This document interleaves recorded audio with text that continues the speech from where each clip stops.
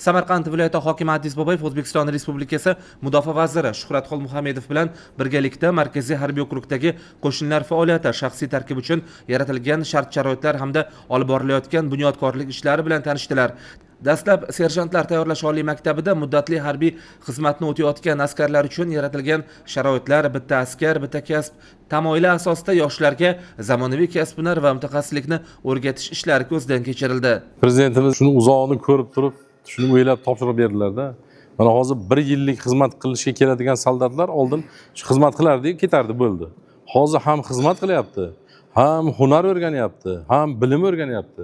Narigi ustaxonamiz ishga tushadigan bo'lsa, kompyuterni ham o'rganadi, sattorashlikni ham o'rganadi, mashina taqlashni ham o'rganadi, payvandchilikni ham o'rganadi.